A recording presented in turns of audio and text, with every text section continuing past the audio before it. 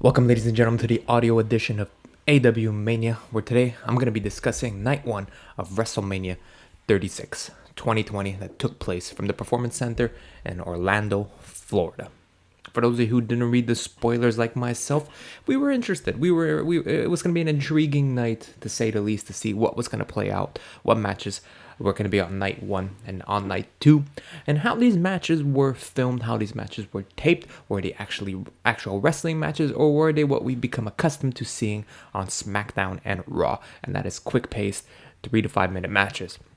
Or are we going to get that old WrestleMania feel where some matches do go past a certain time limit and do deliver that special moment? Keep in mind with the circumstances that the world is dealing with, all these questions were up in the air, and whether we got ourselves a classic WrestleMania moment or something that stood out from this WrestleMania instead of just your typical Monday Night Raw or SmackDown feeling, that was going to be the question going into this night.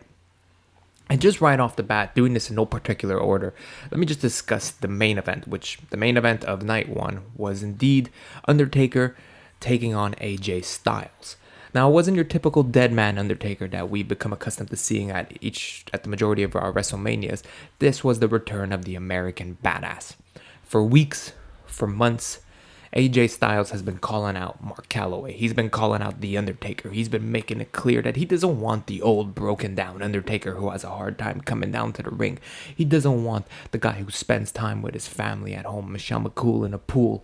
He doesn't want the old guy who doesn't know, who posts pictures on Instagram, tweets, Facebook, doesn't want that modern day Undertaker. He wants that old school phenom, that old school badass, that old school tough guy, that old school Clint Eastwood, Dirty Harry type of Undertaker. And tonight was just that, to the surprise and at the same time to the delight of many pro wrestling fans. It was the return of the American Badass, The Undertaker. And before I discuss this match, let me just say that this is not a wrestling match. This was a cinematic experience. This was like watching John Wick and getting a classic fight, like watching Old Boy and getting a classic battle, like watching any of your modern day cinematic films and having that old school last battle. Right, you watch the Avengers and you got Thanos taking on the Captain America, Iron Man, and Thor. This was filmed in just that manner, but take that out and give it more of a horror movie feel in a graveyard, and you've got yourself a cinematic. I'm gonna keep saying it, cinematic experience. And listen, this should not be a surprise to anybody. The WWE owns a studio. The WWE studio is their major film studio. They work with Nickelodeon. They work with Paramount Pictures. They've got deals in place with major studios.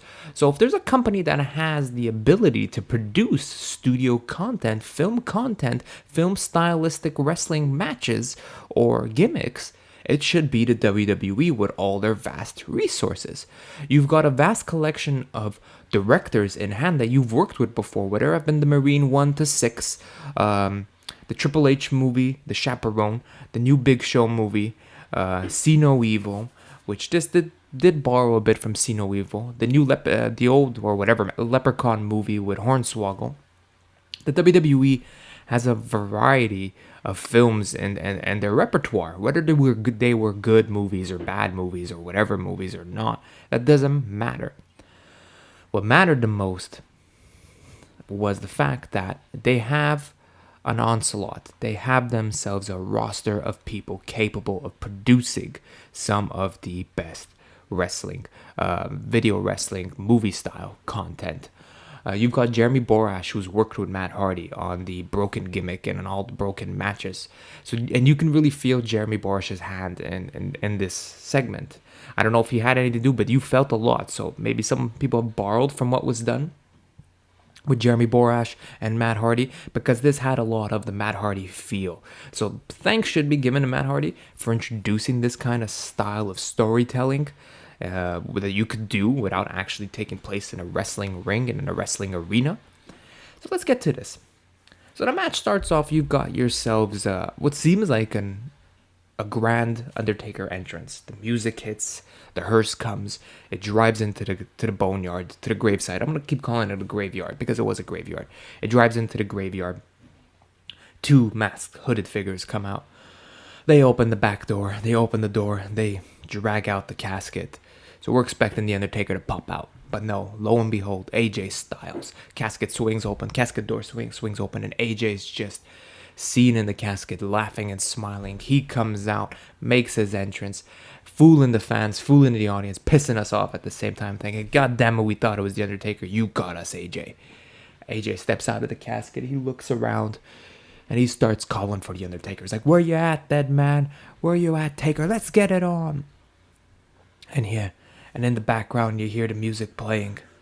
You see the motorcycle driving down an empty road. And there it is. Metallica's playing in the background.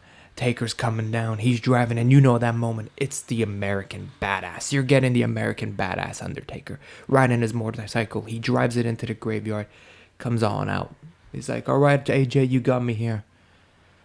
Let's do this. And they have themselves an old school Dirty Harry fight. They have themselves an old school Clint Eastwood brawl. A good old fashioned fight that you would expect to see in a graveyard. It's 2 men. It's not a wrestling match. This is a fight. And the fight is done so well because you've got the music playing in the background that adds a dramatic effect, as most cinematic movies do. Look, when you watch a movie and you hear that the music tells a story at the same time as the fight or the images on the screen tells a story. That's a big play. And I don't know if we could play music in wrestling matches, if it would work the same way for these empty arena matches. But for this specific cinematic filmed fight, it worked so well in telling a different story because each and every single beat of this fight, the music changed, the music switched up, telling a different story, whether it be Act 1 to Act 2 to Act 3 to the finish. Each musical beat had a purpose in telling the story that was going on in this fight. So Taker and AJ, they trade blows, right? Undertaker starts to get the better of AJ Styles. He's the better striker, as we've come to know. AJ is the prolific wrestler who's good at everything he does. Eventually, Taker starts to throw AJ into the hearse.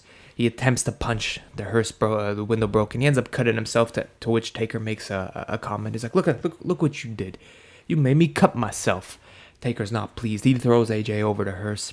Lo and behold, Gallows and Anderson were the two masked hooded men.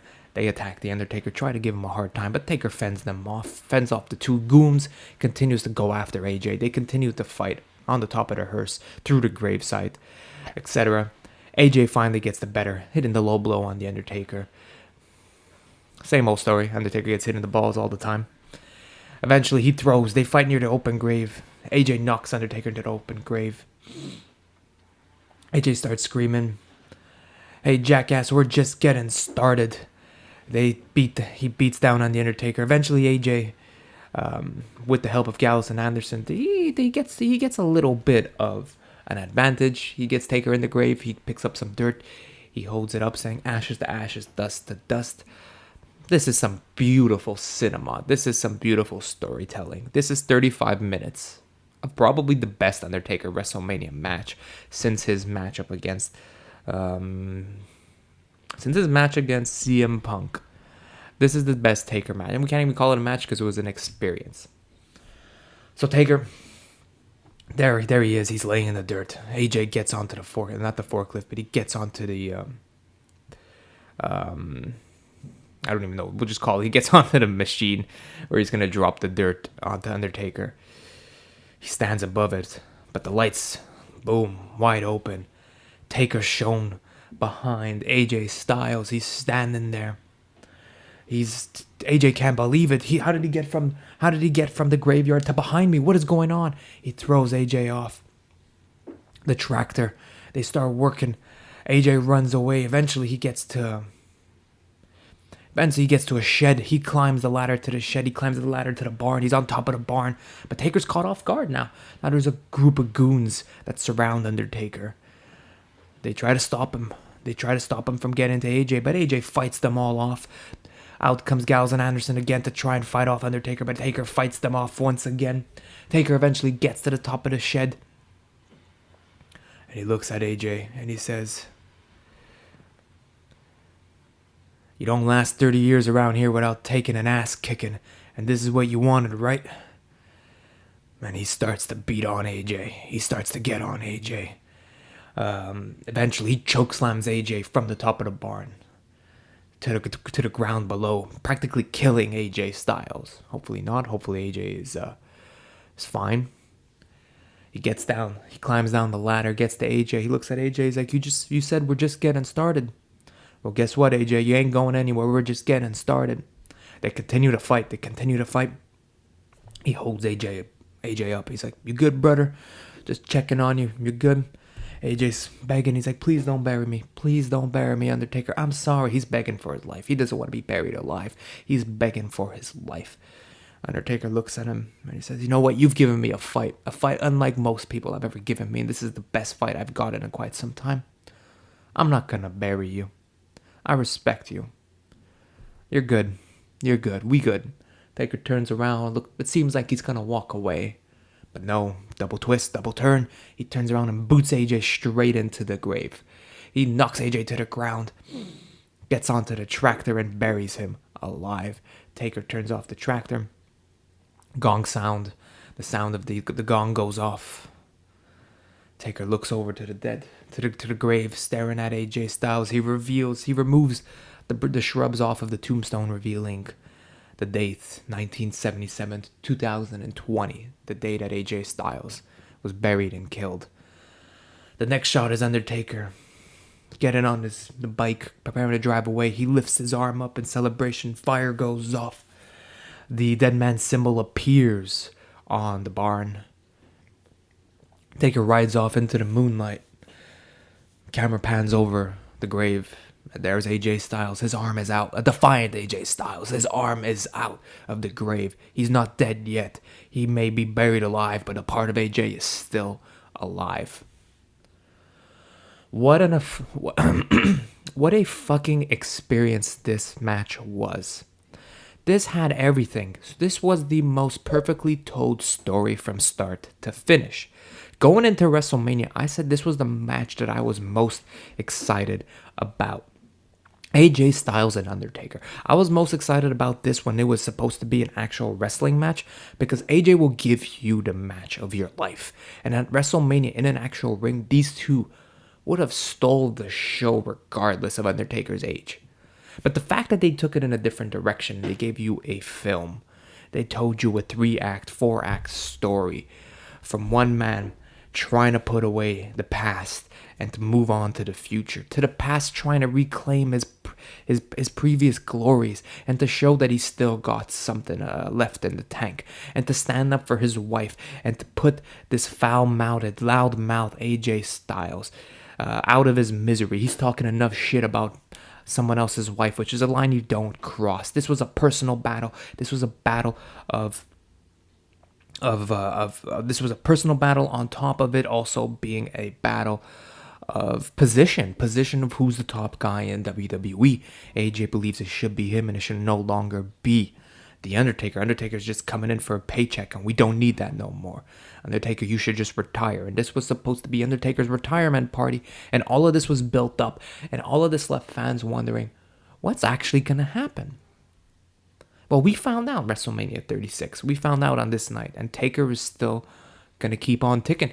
And look, a lot of us want Taker to retire, but if the WWE, regardless of WrestleMania, once it starts taking place in arenas again, if WWE can continue to do these type of vignettes, these type of cinematic experiences with The Undertaker, to give a new perspective on Undertaker matches, Undertaker could have a career for many more years to come. This may be the opportunity to finally do Sting versus The Undertaker in this type of style matchup. Or what about a rematch between Bray Wyatt and The Undertaker? And it doesn't have to be a Boneyard, but a cinematic style type of adventure, type of match. It could be what gives The Undertaker a longer career than many expected. The Undertaker may have the longevity unlike any other superstar just due to the fact of his many gimmicks and what his gimmicks can allow storytellers to do, and what it allows storytellers to do, especially now with cinema being available to them. Now, I know many people at WrestleMania are not going to want to sit down, and 80,000 to 100,000 people are not going to want to sit down and watch a 35-minute video on the Titantron. But this is just an idea that could be played with, and I'm sure the WWE can find a way that they can make this presentable and entertaining for the fans to want to watch at home. I think there's something here to this match, and I think this fight lived up to beyond expectations. And honestly, after seeing this, I can't wait to see what the Firefly Funhouse does between AJ Styles, between John Cena and Bray Wyatt. If Bray's running the show on this, with some help from Jeremy Borash and everyone in the back, that could be another incredible event, a cinematic experience as this. And I'm not going to put it up right now. I'm not going to try and hype it up, because it could be one of those that doesn't live up to expectations. Undertaker and AJ, for me, had beyond expectations. It was like me walking into the Dark Knight and it living up to those expectations. Undertaker and AJ did that perfectly, phenomenally. And it told a story, and it closed the book on a story. And where the WWE goes with AJ Styles next, and what happens next with WWE after WrestleMania concerning the coronavirus, we'll find out. But for this time being, this match at WrestleMania 36 was a show stealer. If you didn't like it, you didn't get it. If you didn't like it, maybe you're not a fan of cinematic, maybe you're not a fan of movies, maybe you're not a fan of old school storytelling.